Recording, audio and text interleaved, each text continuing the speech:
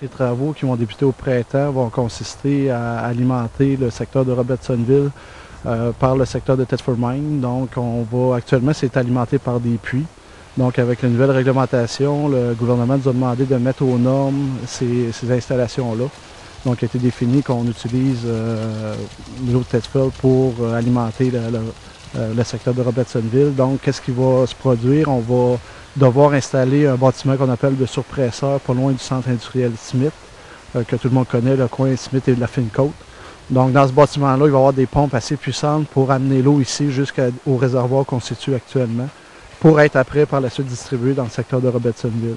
Actuellement, c'était des puits. Des fois, on avait, surtout en période d'été, on pouvait arriver en manque d'eau ou même en manque de pression. Donc, en mettant ces nouveaux équipements-là pour le secteur de Robertson-là, on va améliorer le service de beaucoup et puis pour les générations futures, on va répondre à la demande. Il y a un autre volet qui va permettre de sécuriser, c'est ça, la qualité et la quantité d'eau.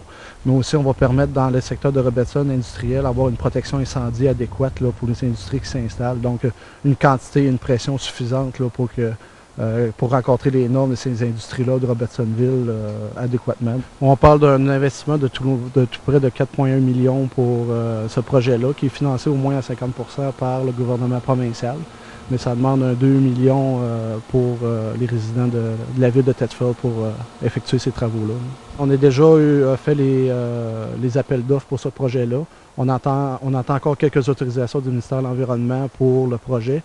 Et donc, tout devrait débuter là, lorsque la neige va être fondue, donc au printemps. Tôt au printemps, on va commencer déjà à voir au centre industriel Smith et par la suite, là, dans les rues, on va faire la conduite, installer la conduite d'aqueduc.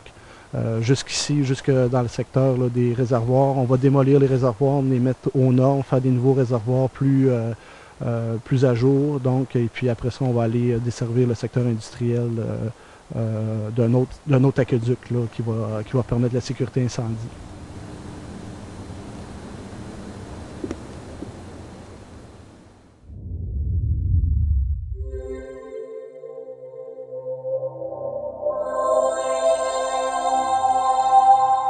Télé Cogeco, exclusif au câble.